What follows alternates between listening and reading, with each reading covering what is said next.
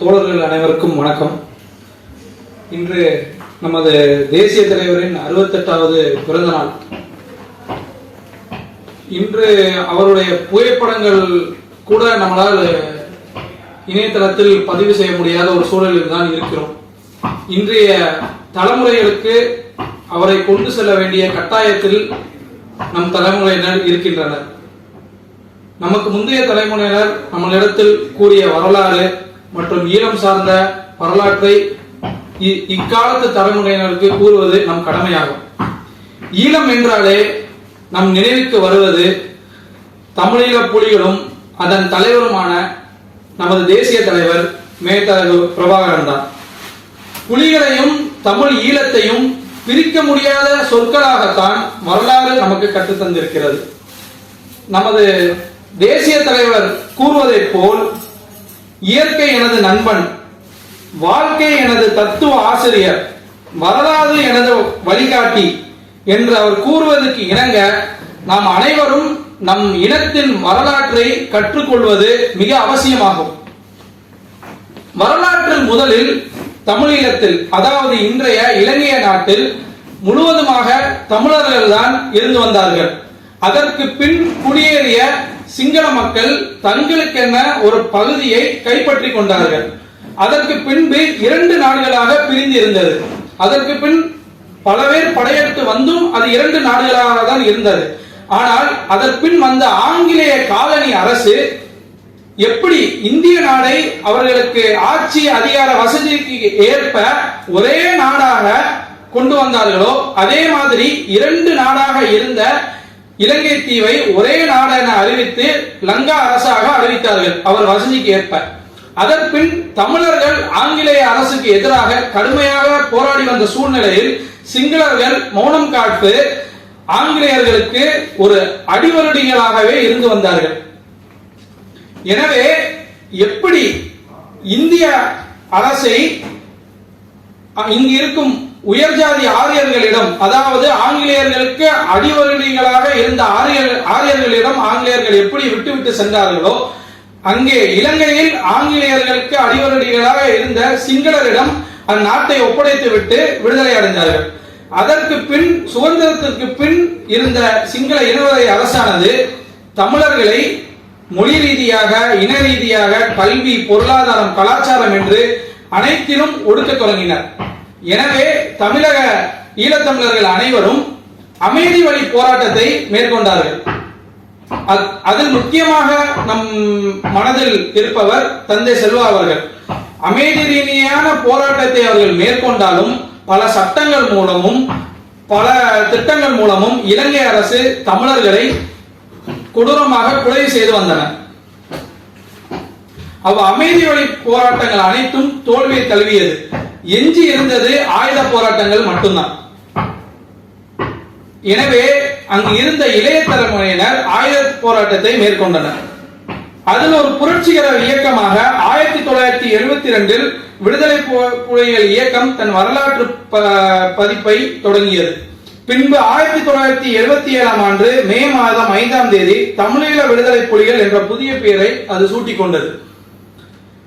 தேசிய தலைவர் பிரபாகரன் என்றாலோ விடுதலை புலிகள் என்றாலோ அனைவரும் இன்று வரை அவர்கள் செய்த சமர்களையும் அவர்கள் செய்த ஆயுத போராட்டத்தை மட்டும்தான் மிக பெருமையாக பேசுவார்கள் இன்று வரை மேடையில்.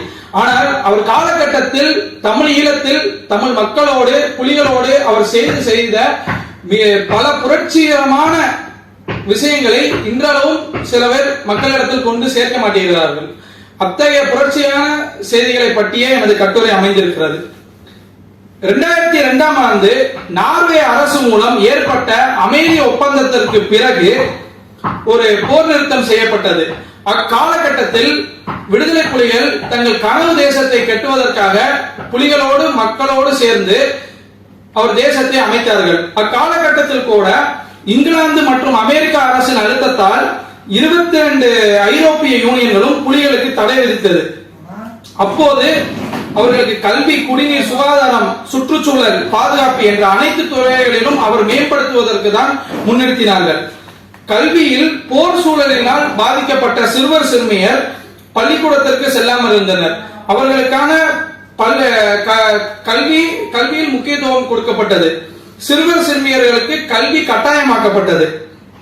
இளைஞர்களுக்கு பல தொழிற்சார் கல்வி மற்றும் மருத்துவம் முதற்கொண்டு அனைத்து வகையான மேற்படிப்புகளுக்கும் கல்லூரிகள் நிறுவப்பட்டன. அதிலும் சிறப்பாக அறிவியல் நகரம் என பெயரிடப்பட்டு கிளிநொச்சியில் பல கல்வி நிறுவனங்கள் தொடங்கப்பட்டன.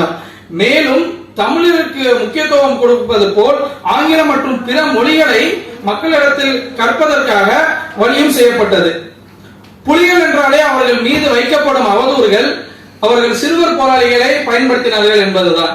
அதற்கு எதிராக மாலதி என்பவர்கள் கலாய்வு செய்து எனது நாட்டில் ஒரு துளி நேரம் என்று ஒரு புத்தகத்தை ஆவணமயமாக்கி அதன் மூலம் ஐநாவிலும் அறிக்கையாக தாக்கல் செய்து அவர்கள் பயன்படுத்தவில்லை என்று கூறியிருக்கிறார்கள்.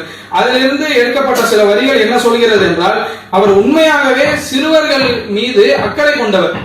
போரினால் பாதிக்கப்பட்டு பெற்றோரை இழந்த சிறுவர்களுக்கு இல்லங்கள் தொடங்கப்பட்டு பின்பு போரினால் இழந்த ஒரு சிறுவர்களுக்கு பகல் நேர காப்பகமாக தளிர் என்று பெயரிடப்பட்ட அமைப்பும் தொடங்கப்பட்டது.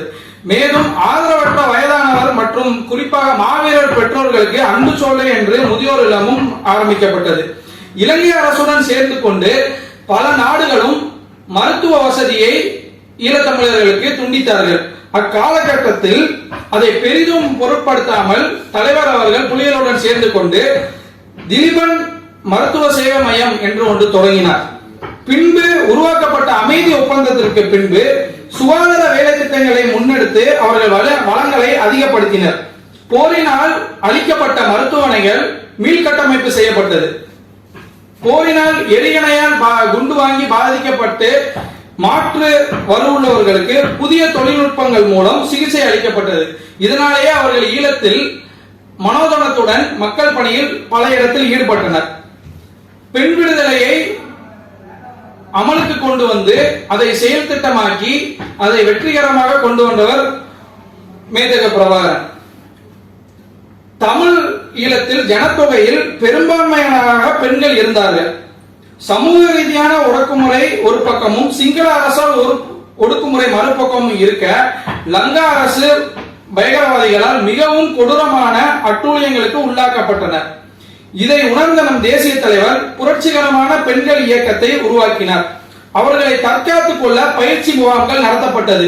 வேலை வாய்ப்பு பயிற்சி முகாம்களும் நடத்தப்பட்டது. அரசு நிர்வாகத்தில், பொருளாதார கட்டுமான பணிகளில், கல்வியில், இராணுவத்தில் என்ற அனைத்திலும் ஆண்களுக்கு சமமாக பெண்கள் அமர்த்தப்பட்டனர். வரதட்சணை கொடுமையை ஒழிப்பதற்கு சட்டம் இயற்றப்பட்டது. இது போல பல சட்டங்கள் மூலம் பெண்களின் பாதுகாப்பும் உரிமையும் நிலைநிறுத்தப்பட்டது. அமைதி ஒப்பந்தத்திற்கு பின்பே அதற்கு முன்பும் நமது தேசிய தலைவரின் கட்டுப்பாட்டு கீழ் விடுதலை புலிகள் பல சட்டங்கள் இயற்றினார்கள். சட்ட வல்லுநர்கள் பயிற்றுவிப்பதற்கு சட்ட கல்லூரிகள் தொடங்கப்பட்டது. நீதிமன்றங்கள், காவல்துறை மற்றும் கைதிகளை திருத்தும் நிறுவனம் என பல இயங்கி வந்தது. மேலும் குறிப்பாக ஜாதி கொடுமைகளை செய்யும் நபர்களுக்கு கடுமையான தண்டனை விதிக்கப்பட்டது. சாதியை ஒழிக்கும் பணியில் புலிகள் தீவிரமாக செயல்பட்டனர். இதன் மூலம் ஒரு சமதர்ம நாட்டை உருவாக்கினார்கள். மேலும் பல சாதனைகளை செய்திருக்கிறார்கள். தமிழீழ மக்களுக்கான வங்கி, மேலும் 2004 நம்ம தேசிய தலைவர் பொறுப்பில் இருக்கும் போது சுனாமி வந்த காலகட்டத்தில் நமது நாட்டில் இந்தியாவில் கூட இல்லாத சுனாமியை அறிவிக்கும் கருவியை ஜப்பானில் இருந்து வாங்கி சுனாமி அறிவிக்கும் கருவியை தமிழகத்தில் அமைத்தார். நூல் நிலையம், கடைகள், வளங்கள், நுண்கலை கல்வி, உடற்பயிற்சி, ஆவணமாக்கல், பொதுமக்கள் போக்குவரத்து, வாகன போக்குவரத்து என ஏனைய பல துறைகள் தேசிய தலைவர் புலிகளுடன் சேர்ந்து அமைத்தார். இன்று எத்தனையோ நாடுகள் தங்களது 75வது சுதந்திர தினத்தை கொண்டாடி வரும் நிலையில் அவர்கள் தங்கள் தேர்தல் அரசியலுக்காக ஒவ்வொரு முறையும் ஆட்சி அதிகாரத்தை பிடிப்பதற்காக மக்களிடத்தில் நாங்கள் ஆட்சிக்கு வந்தால் இதை செய்வோம் அதை செய்வோம் என்று கூறி மக்களை ஏமாற்றி வருகிறார்கள். ஆனால் நமது தேசிய தலைவர் புலிகளின் துணையுடன் மக்களோடு சேர்ந்து கொண்டு நாங்கள் போரில் வெற்றி பெற்றால் அல்லது தமிழீழத்தை அமைத்தால் இவை அனைத்தையும் செய்வோம் என்று கூறவில்லை. 20க்கும் மேற்பட்ட நாடுகள் தங்களை எதிர்த்த போதிலும் ஒரு கடுமையான போர் சூழலிலும் பல இன்னல்களுக்கும் இழப்புக்கும் நடுவில் தன் மண் மீது கொண்ட பற்றால், தன் மக்கள் மீது கொண்ட காதலால் கல்வி, பொருளாதாரம், போக்குவரத்து, மருத்துவம், சமூக நீதி என்று ஏராளமான துணைகளில் மக்களின் துணையுடன் தன் கனவு தேசத்தை அவர் கட்டி எழுப்பினார். நமது தேசிய தலைவர் கட்டமைத்த அரசானது மக்கள் அரசாக திகழ்ந்தது. மதச்சார்பற்ற சுதந்திர ஜனநாயகத்தை ஒழித்தார். மார்க்சின் மாணவனாக ஒரு சோசியலிச ஜனநாயக நாட்டை கட்டமைத்தார் என்பதுதான் வரலாறு, அதுதான் நிதர்சனம். எனவே இத்தகையான வரலாற்று உண்மைகளை நம் அடுத்த தலைமுறையிடம் கொண்டு சேர்ப்பது நம் கடமையாகும் என்பதை தெரிவித்துக் கொண்டு விடைபெறுகிறேன். நன்றி, வணக்கம்.